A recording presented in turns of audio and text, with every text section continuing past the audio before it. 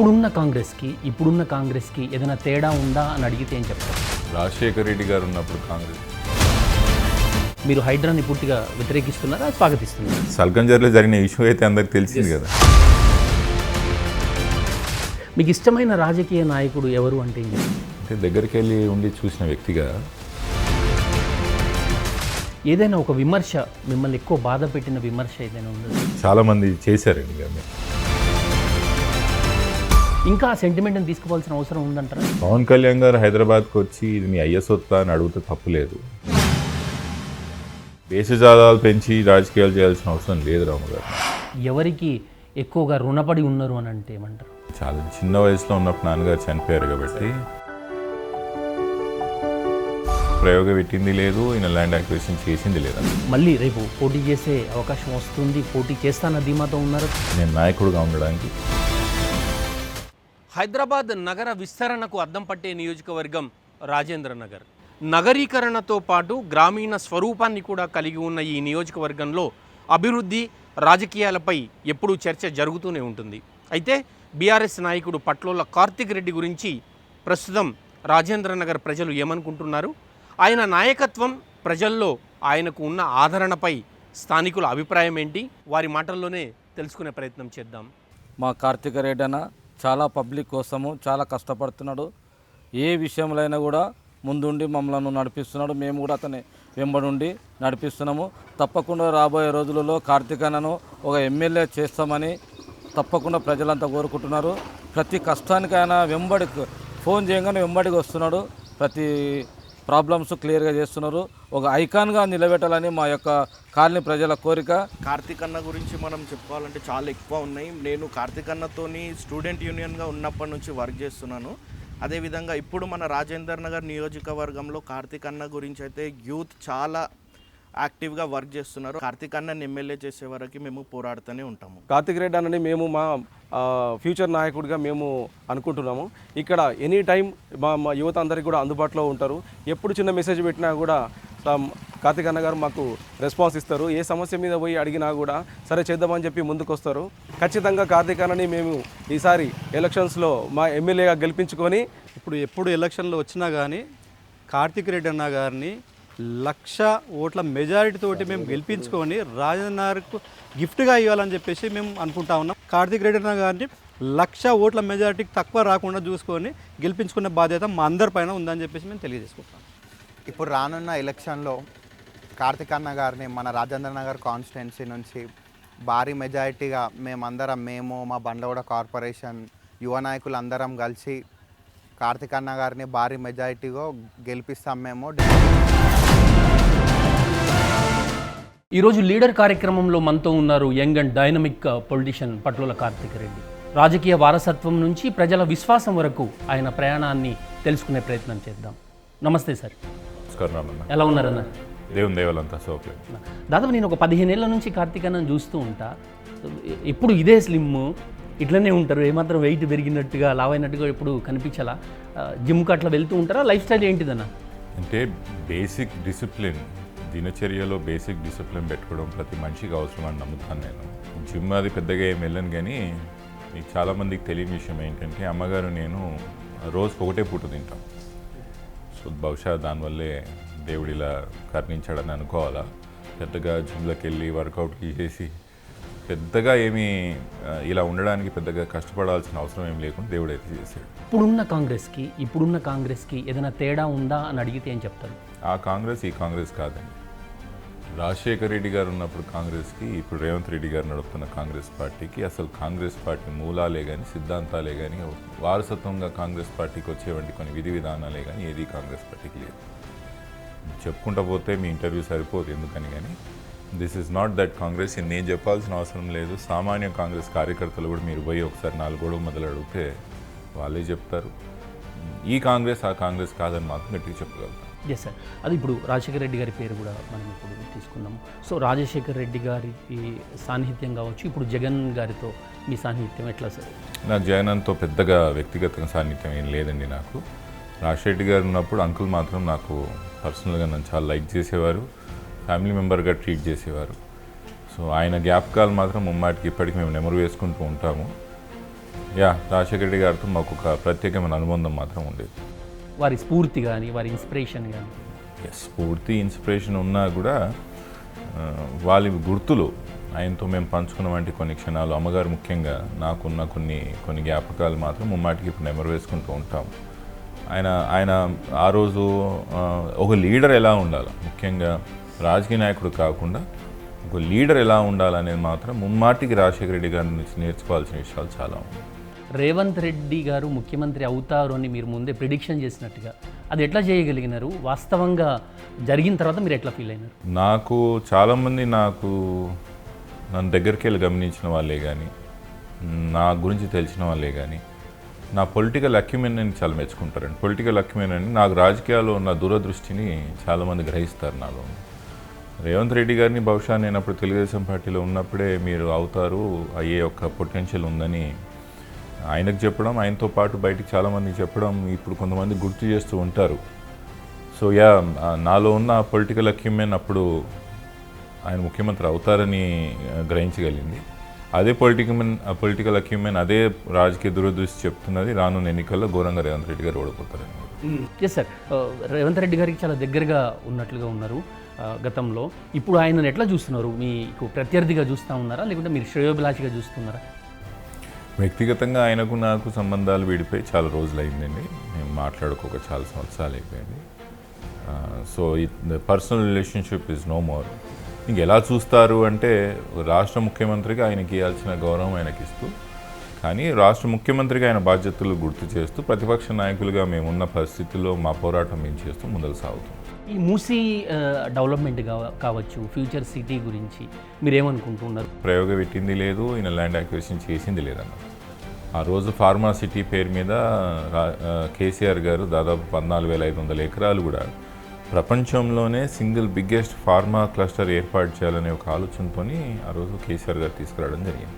బ్రహ్మాండంగా ఏర్పాటు చేసిన ఫార్మా సిటీని, బ్రహ్మాండంగా ప్రణాళిక వేసిన ఫార్మా సిటీని దాన్ని క్యాన్సిల్ చేస్తూ ఇప్పుడు దాని పేరు మార్చి ఫ్యూచర్ సిటీ, దాన్ని అటు కాకుండా ఇటు కాకుండా చేయడం వల్ల లాభం ఏంటో మీరే చెప్పాలి. మూసీ అంటారా? ఏ ప్రాజెక్ట్ చేసినా ప్రాక్టికల్గా ఉండాలి రాము గారు. మేము మూసీని శుద్ధపరుస్తాం, మేము క్లీన్ చేస్తామంటే ఎవరు అడ్డుపడట్లేదు. ఎవరు అడ్డుపడ్డా మూర్ఖుల్లాగా కనపడతాం. నేను ఇప్పుడు వద్దన్నాను, మూసీని నేను నీట్గా చేస్తాను, దాంట్లో పొల్యూషన్ రాకుండా, కాలుష్యం కలవకుండా, ఏడి చెడు వ్యర్థాలు కలవకుండా నేను దాన్ని నీట్గా చేస్తానంటే ఎవరు కూడా దాన్ని వద్దన్నారు.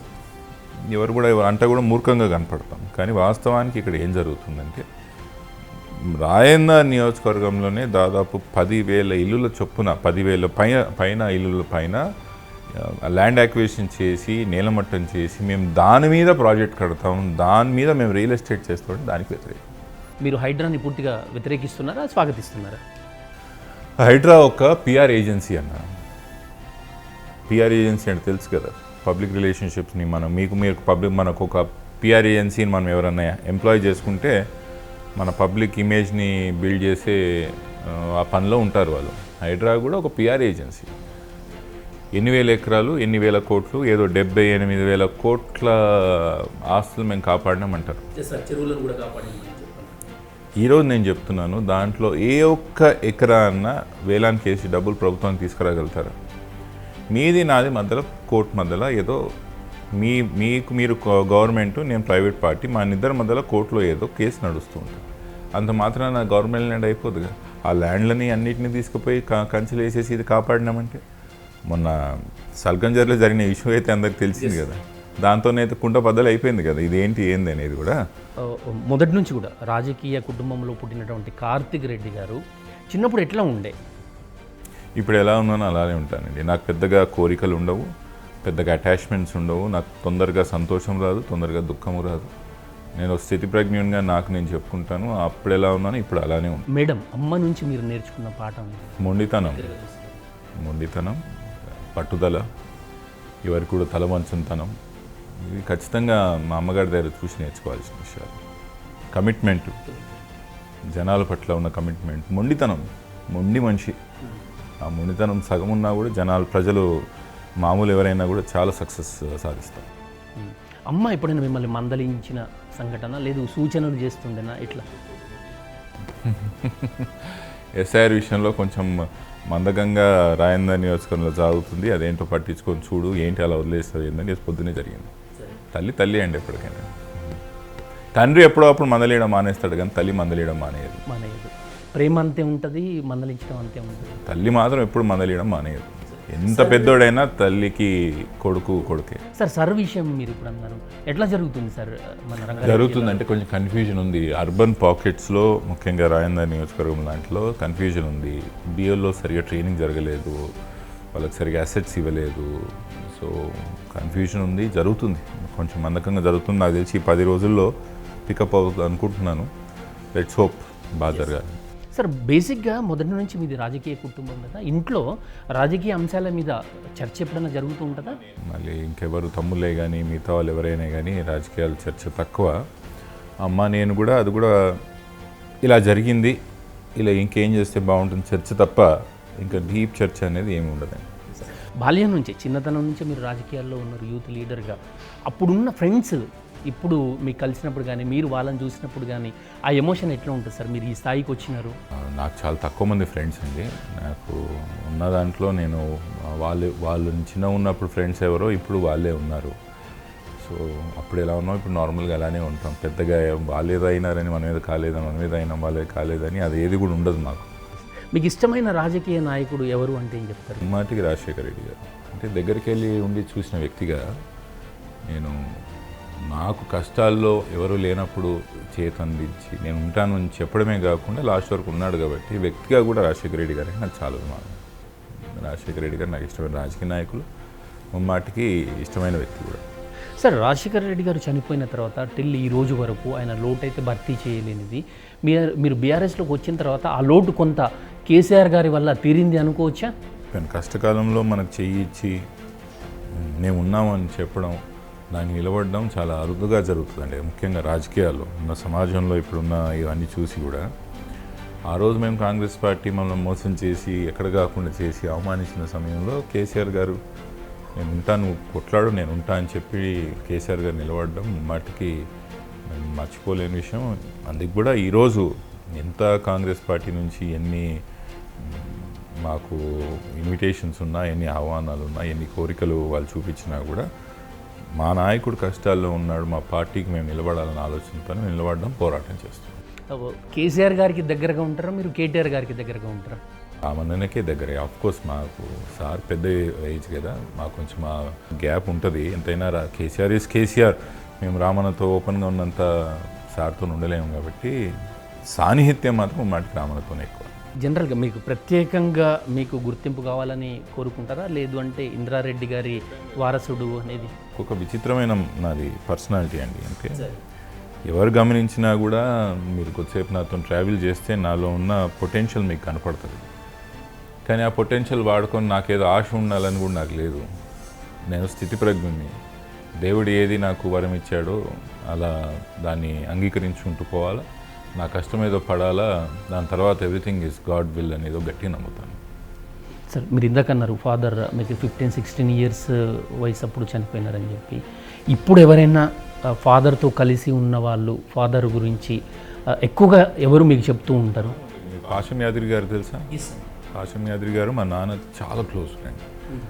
సో ఆయనతో కలిసినప్పుడల్లా 90% ఆ సమయం నాన్నగారి గురించి వాళ్ళు చేసిన అప్పుడు స్టూడెంట్ ఉద్యమాలు, తర్వాత యూనివర్సిటీలో పోరాటం, తెలంగాణ ఉద్యమం, నక్సల్ ఉద్యమాలు ఇవన్నీ కూడా బాగా గుర్తు చేస్తారు పాషం యాదగిరి గారు. యాదగిరి అంకుల్ బాగా గుర్తు చేస్తారు. చాలామంది ఫ్రెండ్స్, నాన్నకు ఫ్రెండ్స్ ఉన్నప్పుడు ఇవే గుర్తు చేస్తూ ఉంటారు. మాకు వాళ్ళకున్న కామన్ కనెక్షన్.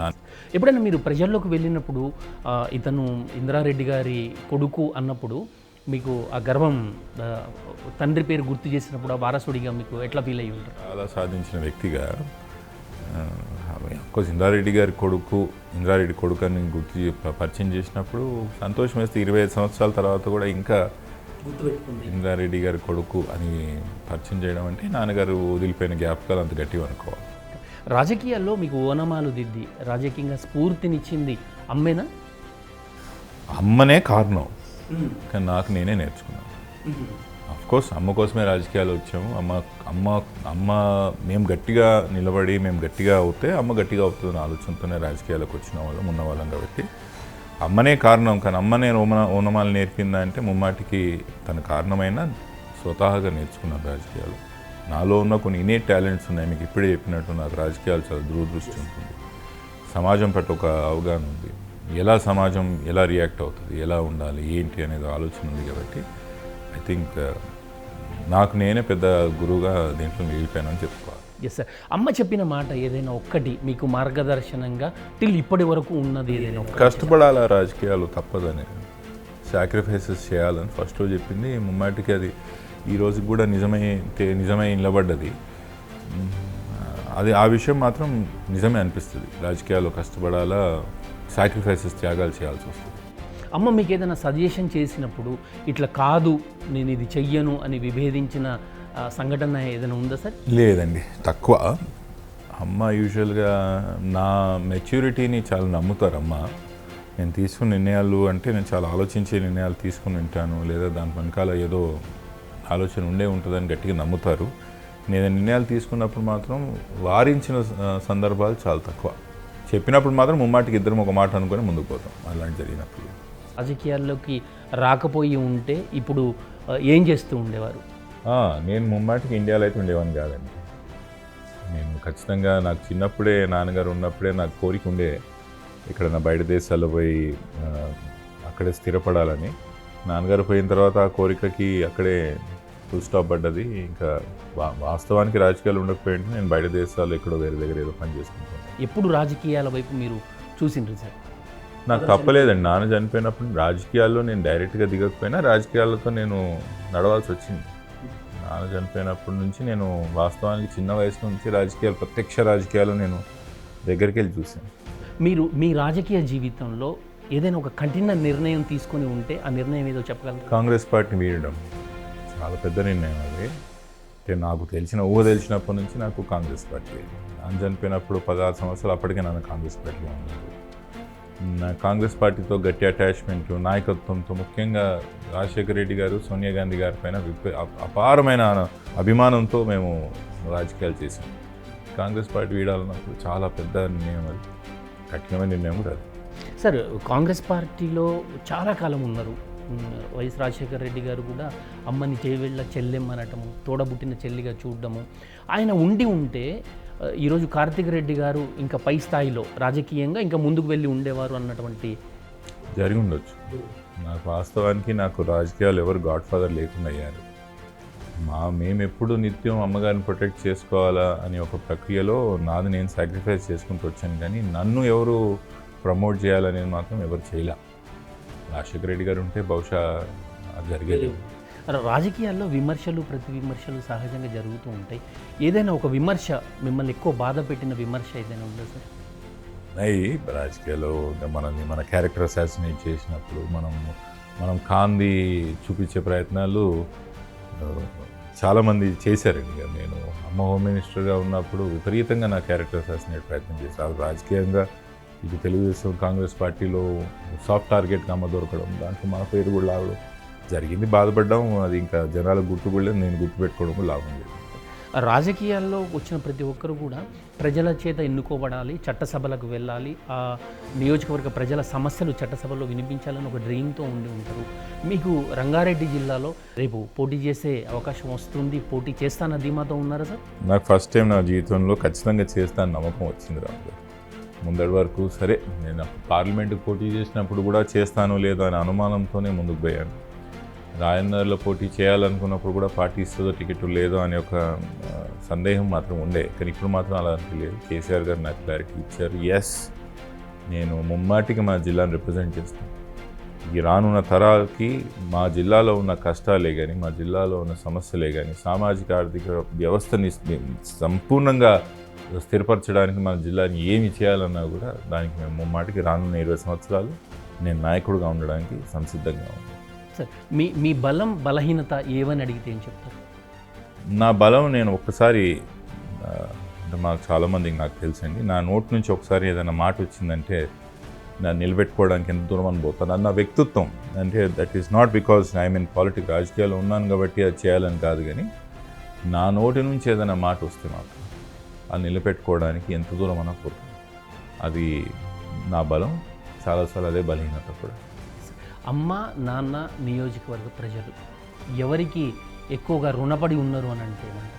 నాకు తెలిసి అమ్మ నాన్న కూడా ఇదే సమాధానం చెప్తారు. అఫ్కోర్స్ జన్మనిచ్చిన తల్లిదండ్రుల కన్నా పెద్ద దైవం లేదని ఒక మాట మనం గుర్తు చేసుకుంటూ, కానీ ముమ్మాటికి మా జిల్లా ప్రజలకి ఎక్కువ రుణపడి ఉండాలి రామగారు. మాకు దాదాపు 40 సంవత్సరాల నుంచి ఓటమి ఎరగకుండా మా కుటుంబాన్ని నెగ్గుకుంటూ రావడం, ఏ జిల్లాలో ఎవరికి లేనంత గౌరవం మా కుటుంబానికి మా జిల్లా ప్రజలు ఇవ్వడం, ముమ్మాటికి మేము మా జిల్లా ప్రజలకు శిరస వంచి పాతాభివందనం పెట్టుకుంటూ మేము వాళ్ళకు రుణపడి మాత్రమే. సార్, ఈ ఉచిత హామీలు కావచ్చు, ఉచిత పథకాలను కావచ్చు, మీరు సమర్థిస్తారా? Welfare is part of Indian governance. Indian గవర్నెన్స్లో వెల్ఫేర్, గవర్నెన్స్, డెవలప్మెంట్ అనేది 3 భాగాలుగా ఉంటాయి. బడ్జెట్ కూడా ఈ 3 మీదనే డివైడ్ చేస్తారు. వెల్ఫేర్ అవసరమా లేదా అంటే అమెరికా లాంటి డెవలప్డ్ కంట్రీస్లో కూడా వెల్ఫేర్ ఉంటుందండి. ఫ్రీ స్కీమ్స్ ఉంటాయి. దాంట్లో మనం ఇప్పుడు కొత్తగా దీన్ని సమర్థిస్తారా లేదా అనడానికి కూడా ఏం లేదు. మటుకి it is part of our governance. Rangareddy జిల్లాలో కార్తిక్ రెడ్డి గారి ప్రత్యేక పాత్ర ఏంటి అంటే ఏం చెప్తారు సార్? పాత్ర ఏర్పాటు చేసుకునే ప్రయత్నంలో మాత్రం ఉన్నాను. మా పార్టీకి, మా వ్యక్తులకు, మా వాళ్ళకు మాత్రం ముమ్మాటి ఏందో వాళ్ళకి తెలుసు. నేనేం చేయగలుగుతానో వాళ్ళకి తెలుసు కాబట్టి అక్కడ వరకు మాత్రం ఇప్పటి వరకు సాధించాను. ఇంకా చాలా రోజులు ఉన్నాయి కాబట్టి లెట్స్ సీ. సార్, రంగారెడ్డి జిల్లా ప్రజలకు మీరు ఏం చెప్తారు వాళ్ళకు? ముమ్మాటికి నేను నిలబడతాను. నేను ఇప్పుడే చెప్పినట్టు మీ సమస్యలతో పోరాటానికి నేను సిద్ధంగా ఉన్నాను. మన జిల్లాయే కానీ, మన ప్రాంతమే కానీ, మా ప్రజలకే కానీ ఎటువంటి ఇబ్బందులు కలిగినా, ఎటువంటి సమస్యలు కలిగినా కూడా మీలో ఒకడుగా, మీ నాయకుడిగా, మీ సోదరుడిగా మీతో నుండి పోరాడడానికి నేను సిద్ధంగా ఉన్నాను. గెలిచిన తరువాత మీ మొట్టమొదటి సంతకం నియోజకవర్గ ప్రజల కోసం మొట్టమొదటి ప్రయత్నం మాత్రం ముమ్మాటికి రాయన్నర్ నడిబొడ్డు నుంచి ఎయిర్పోర్ట్ మెట్రో పోయేది. ముఖ్యమంత్రి గారు అయిన తర్వాత మన ప్రాంతం నుంచి ఆ మెట్రో లాగేసుకున్నారు.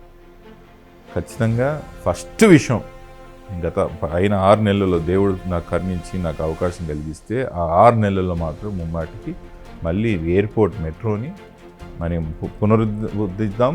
ఆ ప్రాంతం నుంచి, ఆ మూల నుంచి ఈ మూల నియోజకవర్గాన్ని మెట్రో వేసుకుందాం. రెండోది, హిమాద్సార్, గండిపేట అనే జలాశయాలు మనం చూసి మురవడానికి సరిపోతుంది, వాడుకోవడానికి రావట్లేదు. అవి మనమేమో 111 ఉండి మనం త్యాగం చేసి ఆ నీళ్ళను కాపాడుకోవాలా. ఆ నీటిని మాత్రం హైదరాబాద్ వాసులు వాడుకుంటున్నారు. తర్వాత ప్రయత్నం మాత్రం ముమ్మాటిగా 2 చెరువుల నీళ్ళు మాత్రం మన ప్రాంతం వాళ్ళే తాగేటట్టు చేస్తాను. సార్, చివరిగా మీ అన్నదమ్ముల గురించి. నేను 3 అన్నదమ్ములం అండి. నేను పెద్దవాడిని, నా తర్వాత కౌశిక్, నా తర్వాత కళ్యాణ్. ఇద్దరు వాళ్ళ జీవితంలో చిన్నగా ఏర్పాటు చేసుకున్న వాళ్ళ జీవితాలు వాళ్ళు చాలా సంతోషంగా ఉన్నారు. నాకే కానీ అమ్మకే కానీ అవసరం ఉన్నప్పుడు రాజకీయంగా నాకు సహాయపడతారు. తర్వాత వాళ్ళ లైఫ్లోకి వెళ్ళిపోతారు. థ్యాంక్ యూ కార్తిక్ రెడ్డి గారు. నమస్కారం. మీ అంతరంగాన్ని ఆవిష్కరించినందుకు, మీ రాజకీయ ప్రయాణంలో జరిగినటువంటి సంఘటనలు మాకు చెప్పినందుకు thank you so much. Thank you. ఇది ఇవాళ లీడర్. మరో లీడర్తో మళ్ళీ కలుద్దాం. చూస్తూనే ఉండండి 9+ న్యూస్.